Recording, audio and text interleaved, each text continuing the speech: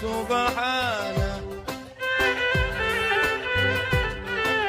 kukuona natamani, kukuona natamani, natamani nakuhitaji kwa sana. Mwengine simtamani, simtamani, ewe Bwana wa mabwana, wa mabwana,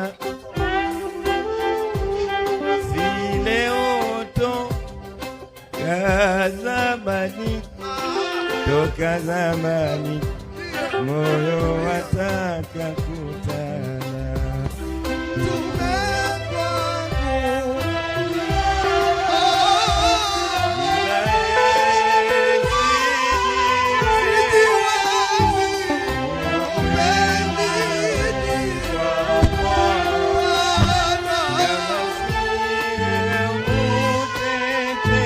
Allah subhanahu wa ta'ala anasemaje kuhusiana na nyimbo? Mtume sallallahu alayhi wasallam anasemaje?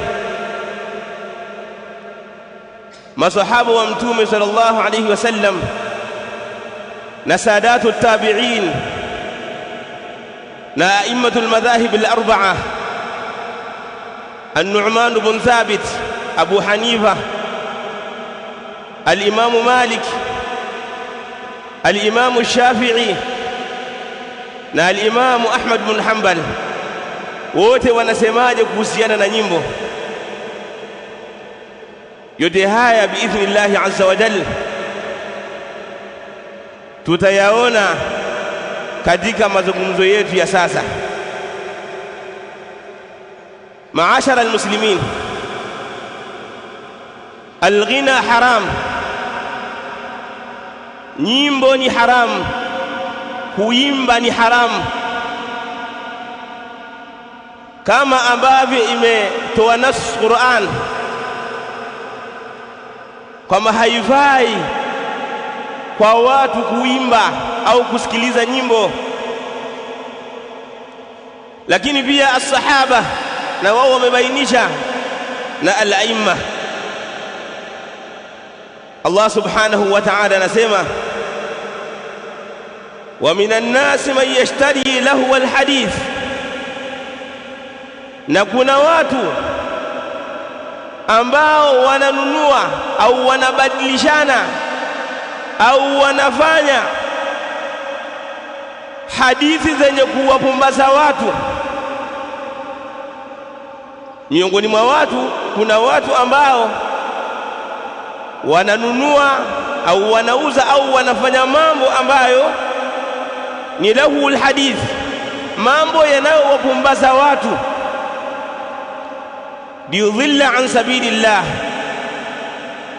ili wapate kuwapoteza watu na njia ya Allah subhanahu wa ta'ala, bighairi ilmin, bila ilmu, wayattakhidhaha huzwa, na ili wapate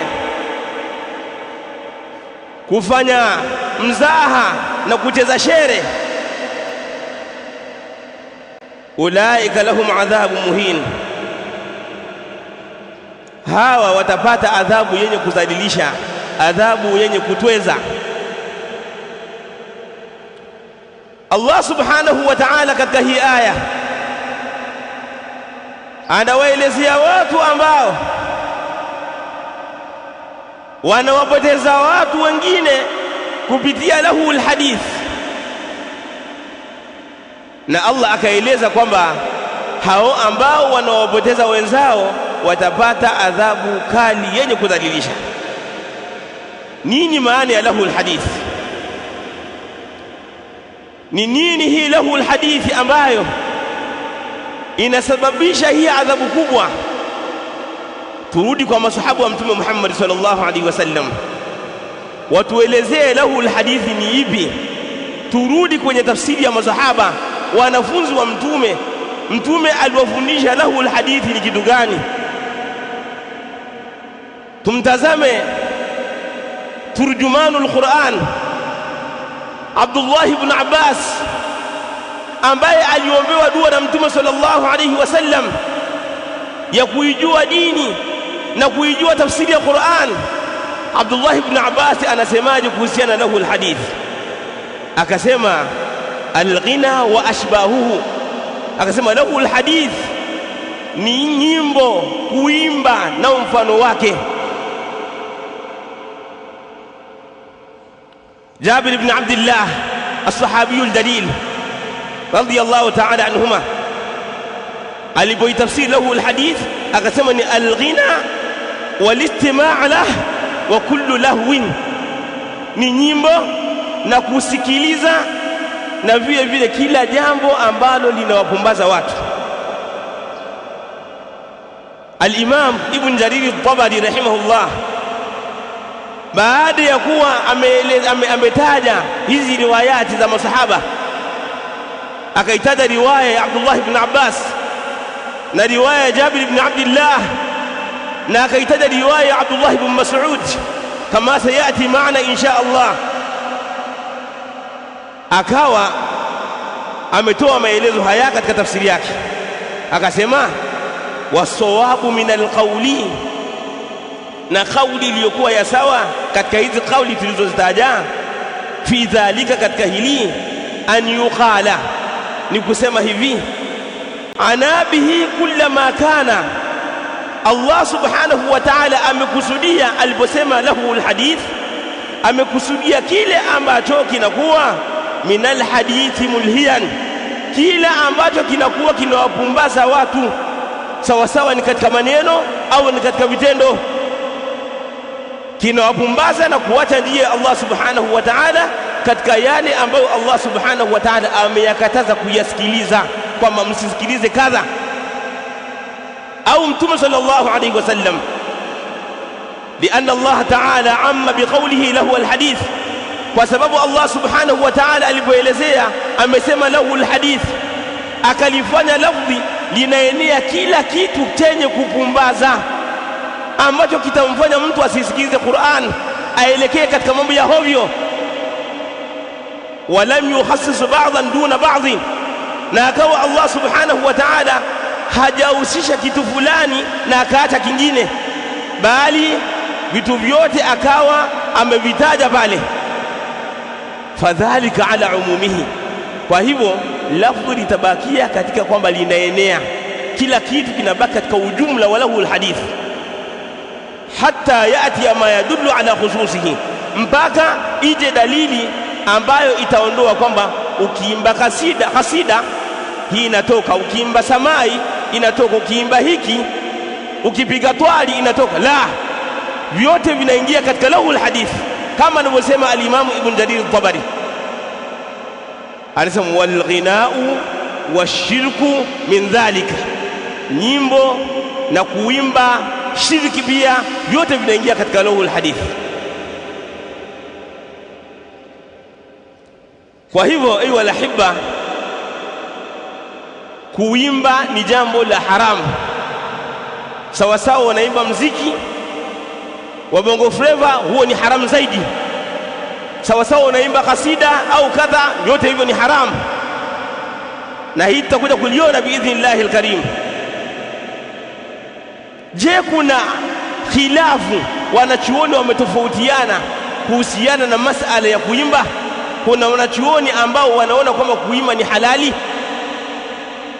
Aljawabu la, maulama wamekubaliana kwamba kuimba ni haramu, na hii ijma' ameitaja al-Imam Ibn Jarir al-Tabari, ni ash-Shafi'i, al-Imam Ibn Salah ash-Shahrazuri ni ash-Shafi'i, na al-Imam Ibn al-Mundhir, na amesema Abu Tayyib al-Tabari ash-Shafi'i, wote hawa ni a'immatu shafi'iyya, wamesema kwamba wale wanachuoni ambao wamekhalifu, haya ni maneno ya Abu Tayyib al-Tabari, anasema wale wanachuoni ambao wamekhalifu wakadai kwamba inafaa kuimba ni wanachuoni ambao kauli zao katika Uislamu hazizingatiwi.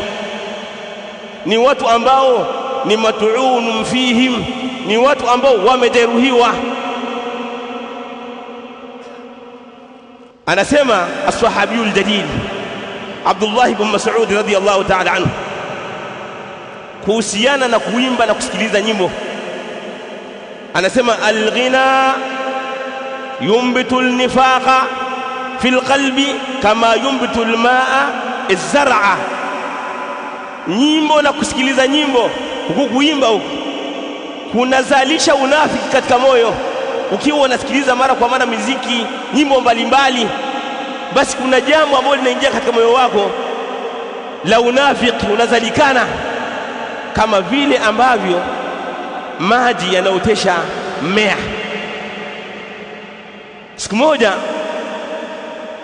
mtu fulani akaenda kwa Abdullah ibn Abbas as-sahabiyul jalil, baada ya kutokea watu wanaimba nyimbo za kuwaelekeza watu katika dini, kuwaelekeza watu waswali, watoe sadaka, watoe kadha. Zilipotokea hayakuwepo katika zama za Mtume sallallahu alaihi wasallam masala kama haya.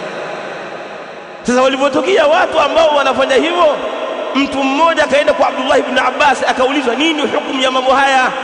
Ahalalun am haramun? Je, kuimba ni halali au ni haramu? Abdullah ibn Abbas akasema, araaita alhaqqa walbatil, hivyo unaona haki na batil, idha jaa yawm alqiyama, vikida siku ya kiyama, fa aina yakunu alghina? Je, kuimba kutakuwa upande wa haki au utakuwa upande wa batil? Yashi aljawab, wewe mwenyewe jijibu nafsi yako. Kama wewe uko na Abdullah ibn Abbas utamwambia nini? Akasema yule bwana, ma'al batil, kuimba kutakuwa pamoja na batil. Abdullah ibn Abbas akasema, qad aftaita nafsak, hapo shaijibu nafsi yako kwamba kuimba ni jambo ambalo limesimama katika batil. Kwa hiyo kuimba, ndugu zangu, ni haram. Katika Uislamu hamna kitu kinaitwa kuimba. Katika Uislamu hamna kitu kinaitwa kuimba. Anasema al-Imam Abu Hanifa an-Nu'man bin Thabit rahmatullahi ta'ala alayhi wa ridwanuhu, anasema at-taghanni haram fi jamii al-adyan, kuimba ni haram katika dini zote. Amesema Imam Ahmad ibn Hanbal Shaybani rahimahullah, al-ghina yumbitu an-nifaqa fi al-qalb, kuimba na kusikiliza nyimbo kunazalisha unafiki katika moyo. La yu'jibuni, kuimba mimi sikutaki. Sasa binaan ala hadha al-kalam, ala kalami al-a'imma, tunakuta kwamba kuimba ni haramu. Sasa kwa mfano, mathalan mtu akasema kwamba wale wanapokuwa wanaimba wanawahimiza watu kuacha dunia, wanahimiza watu kutoa sadaka, kuwasaidia mayatima maskini, kuacha ubahiri, kuacha dhulma wama ila dhalik. Vipi hilo linaweza kuwa haramu? Tuambia hayo mambo yanakatazwa na kitabu na sunna. Qur'an na sunna ndivyo ambavyo vinakataza mambo haya. Kwa hiyo tutatumia hadithi, tutatumia Qur'ani kuvikataza vitu hivi.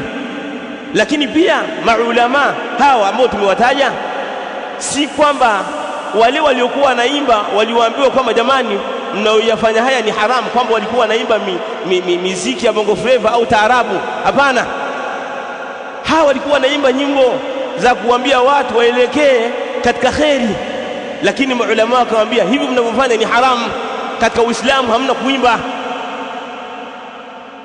Hivi ndivyo ilivyokuwa. Si kwamba hukumu iliyotolewa ni watu walikuwa wanasifia wanawake au wanasifia zinaa au liwati au madawa ya kulevya, bangi. Si hivyo. Ni watu ambao walikuwa wanawaondoa min alfani ila albaqi, walikuwa wanahimiza watu waachane na dunia waelekee akhera. Lakini pamoja na hayo maulama wakasema kwamba ni haram, wakatoa hukumu kwamba ni haram. Na haya maneno ya kwamba nyimbo zilizokatazwa ilikuwa ni sampuli hii, yani kama vile kasida, anashidi islamia. Haya maelezo ameeleza al-Imam Ibn al-Qayyim rahimahullah ta'ala, na al-Imam Ibn al-Jawzi na Abi Tayyib al-Dabari al-Shafi'i, wakaeleza hayo kwamba mradi wa nyimbo ambazo maulama walizikataza ilikuwa ndio hizi. kwamba zilikuwa zinawaondoa watu waachane na dunia. Yani mtu anaimba wimbo, anatoa ujumbe katika nyimbo yake kwamba watu waachane na dunia waelekee akhera, watu waswali. Maulama wakasema hiyo ni haram. Jayyid. Sasa lau kama hao maulama waliohukumu hizo nyimbo kwamba ni haramu wangeona hizi taarabu, wangeona taarabu au mtu amekaa mbele ya wanasiasa au mbele ya maharusi aimba, wangesemaje? Wangeshuhudia hayo, na maana wangefanya ukali zaidi kuliko vile ambavyo walivyofanya.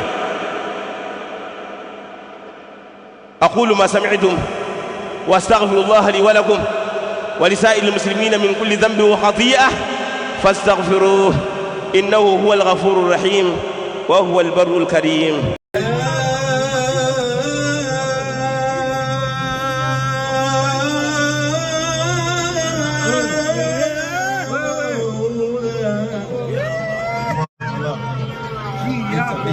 Señora.